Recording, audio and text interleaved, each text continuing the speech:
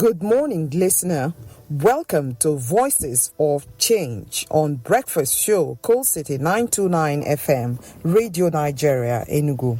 Your radio space where we discuss pressing issues, uplift stories of courage, and shine a light on the voices shaping our communities. I am your host, Ngozi Ebo. September 21st every year is International Day of Peace, a day recognized globally as a call to strengthen the ideals of peace, both within and among all nations and peoples. The theme for 2025 is Act Now for a Peaceful World. It's a timely reminder that peace is not passive. It requires action, commitment, and collective responsibility. To help us explore what this theme means in our own communities here in Nigeria, we have two special guests joining us. First, Comrade Onyebuchi Mba, Chairman of the Joint National Association of Persons with Disabilities in Enugu State. He has been at the forefront of advocacy for inclusion, dignity, and empowerment of persons with disabilities. We are also joined by Pastor Kate Izuorah, a member of the Women Support Women Community Network, WOSCONET, and the founder of Kayvicray Hope of the Hopeless Widows Foundation, working tirelessly to give widows a voice and a platform for rebuilding their lives. Thank you both for joining us today. Thank you. Good day, and thank you so much. Comrade Mba, let me start with you. When we talk about acting now for a peaceful world, what does that mean from the perspective of persons with disabilities? And why is inclusion central to peace? The International Day for Peace theme, Act Now for a Peaceful World. This particular theme reminds us the imperativeness of peace. It reminds us that a peaceful society is a developing society. A peaceful society is a just society. For a society to be in peace, there is need for equitable and sustainable development for all. Act Now for a Peaceful World for persons with disabilities in particular is a clearer call for every individuals in the society, the leaders, the led, the policy makers, to join hands together and promote the interests of one another and begin to work towards developing the society equitably and in a more dignified and sustainable manner for all. There is need for policy developments and programs that are targeted towards individuals of the society inclusively. In Igbo saying, we say, Egbe bere, ugo bere. When you are benefiting from a certain situation or programs of the government and other means of societal development, it is expected that persons with disabilities are equally carried along for an inclusive and sustainable development. And by so doing, the peace that we all preach, act now, could be guaranteed. Peace is priceless. Every man, every woman must work towards engendering peace in all stratas of the society, be you a person with disability or without disability. A peaceful society can only be assured where there is justice, where there is fairness, where there is sustainable development for all. This is more reason why insecurity has become the order of the day in our dear country, Nigeria. The leadership failures in Africa, and Nigeria in particular, has opened up a whole lot of chapters that brought about insecurity, and it doesn't seem to be having an end anytime soon. This is because the poverty rate is on the increase. The number of school dropouts are on the increase. The number of children that have no hope of survival are on the increase. And the community of persons with disabilities are also not exempted, because disability, the number is on the increase as well on daily basis. All of these are as a result of lack of peace. And inclusion is central to peace because when one is included, of course, we all know what it is all about. Promoting participatory society for all reduces poverty, neglects, discriminations, and thereby promotes peace and ensure the development of one another, irrespective of whether one is able or disabled. Some might think peace is simply about avoiding conflict. But from your work, how do barriers like discrimination or lack of accessibility actually become obstacle to peace in daily life? A peaceful society for persons with disabilities has to do with a secured environment, an environment where accessibility, participation, representation are made in a more and equitable manner for all. In a physical infrastructure where those on vehicles go freely and those without vehicle also go freely, such as wheelchair users, accessibility, road accessibility for them. While they walk on the road, they walk freely, including those with visual impairments, the blind, that can easily navigate using the same road where others make use of to go out and come back on daily basis, just like every other person. A peaceful society for persons with disabilities is a society with sign language interpreters in hospitals, health sectors, in our educational sector, in our workplaces, and other inscriptions within the transport sector to promote the interests of the hearing impaired child.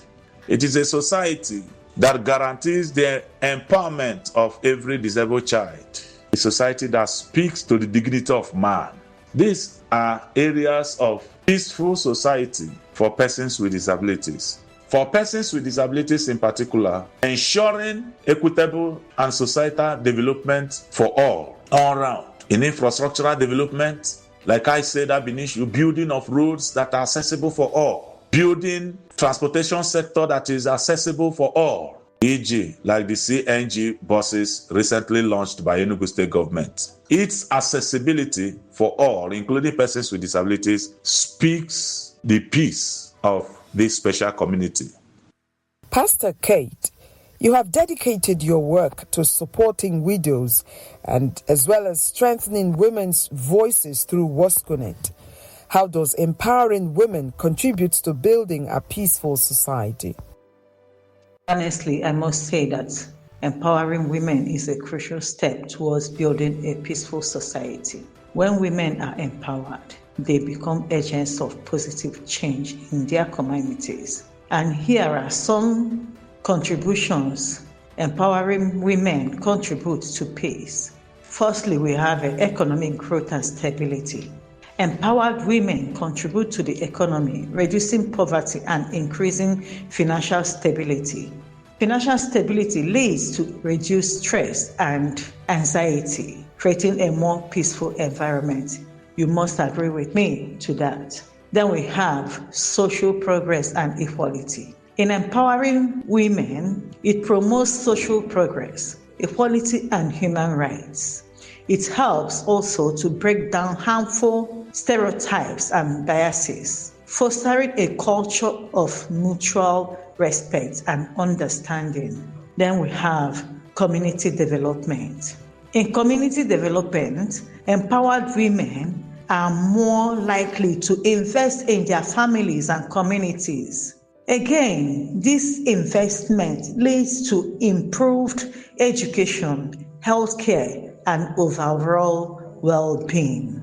Then we have peaceful building and conflict resolution. Women often play a key role in peaceful building and conflict resolution. I know that you will believe with me when I say this. Seriously, women actually play a key role in peace building and conflict resolution against all odds. Then under this peaceful and conflict resolution, I'll also add that empowering women enables them to contribute to the decision-making processes, promoting peaceful resolution of conflicts. Furthermore, role modeling and mentorship. Under this role modeling and mentorship, Empowered women serve as role models, inspiring others to pursue their goals and dreams. Women are very good at that. I don't know about others, but that's what I believe. They also provide mentorship, guidance, and support,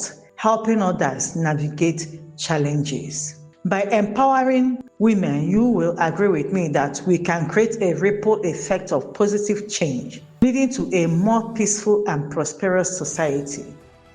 In your experience, what are some of the challenges women, especially widows, face that the broader society often overlooks?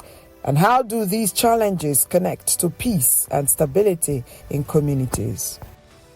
Well, I would say that really widows do face a lot of challenges that are being neglected by the broader society.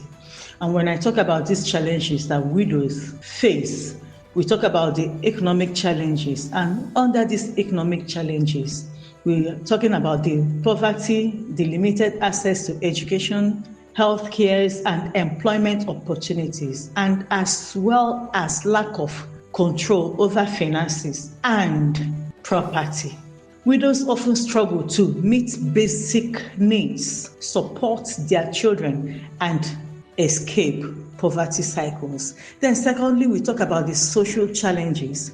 Social challenges include the social stigma, the exclusion, the marginalization, and of course, discriminatory practices, such as dehumanizing widowhood rights and denial of inheritance and land rights. Wow, widows really do face a lot of challenges. Then we also talk about the psychological challenges. You must agree with me that widows do face intense grief, loneliness, anxiety, depression, and identity crisis. The loss of a spouse can trigger emotional and psychological distress, compounded by the societal expectations and stereotypes. You see the healthcare challenges that we talk about? Oftentimes, widows do face limited access to healthcare services and even worsened health outcomes and increased vulnerability. Widows may face physical, psychological, and sexual abuse, which honestly affect their health in one way or another. Then when these challenges connect to peace and stability in communities in several ways, we include poverty and inequality. Widows' economic vulnerability can perpetuate poverty crisis, threatening social stability and peace. Then we talk about social cohesion. Under this social cohesion, we can say that discriminatory practices and social exclusion can erode social cohesion, leading to community tensions and instability. Human rights. Widows are often being denied and neglected. Their rights are always being denied. Their rights are always being neglected. And their experiences are invisible in official records and research. And recognizing and protecting widows' rights is vital for promoting peace, stability, and human dignity. And to address these challenges and promote peace and stability, it is essential to empower widows economically, promote social inclusion for widows, then strengthen their legal frameworks, raise awareness through social medias. And by doing that, we educate communities about widowhood challenges. We promote empathy and understanding and advocate for policy changes that protect widows' rights and well-being. Well, if you're joining us, we are talking about the International Day of Peace 2025, theme, Act Now for a Peaceful World, with guests Comrade Onyebuchi Mba and Pastor Kate Izuorah. And the theme of this year is not just about peace, it's about urgency. Act now. Now, Comrade Mba, if you had the attention of policymakers today, what one action would you urge them to take immediately to promote peace and inclusion for persons with disabilities? Act now for a peaceful world calls for urgent attention for for our state actors to be more intentional in developing policies and programs that guarantees the development of individuals with disabilities. Having a peaceful society is ensuring that every child with disability matters. Are you a child that is a leprosy survivor, a person with albinism, a child with hearing impairment, a child with visual impairment, a child on wheelchair and spinal cord injured, a physically challenged child that is on crutches, a child that cannot do anything without the help of another? There is need for a support system designed for their own self-development. That is a way of ensuring peace in the society. That is a way of guaranteeing that their future is assured. The United Nations Charter on Human Rights, the African Charter on People's Rights, the Nigeria Disability Law of 2018, the Enugu State Discrimination Against Persons with Disabilities Prohibition Law of 2023. Where are all these documents? The implementation is now. Act now for a peaceful world. Implement the document that speaks to the development of persons with disabilities, and that is disability law. It is a call for Enugu State government to implement that particular document and not allow it to be a waste. It is a call of Enugu State government to implement inclusive development for all, to be more intentional on matters affecting persons with disabilities, to integrate persons with disabilities into this current administration, to appoint persons with disabilities as SSA to the governor on disability matters, as commissioners, and inaugurate the State Disability Commission, more importantly, as the law stipulated. And the governor has, in several forums, promised to inaugurate this commission. We wish this could be brought to a limelight. That will be a very sustainable way and approach of guaranteeing and ensuring peace. And Pastor Kate, if you could send a direct message to communities, especially families and faith groups, what steps can we all take today to foster peace in our everyday interaction?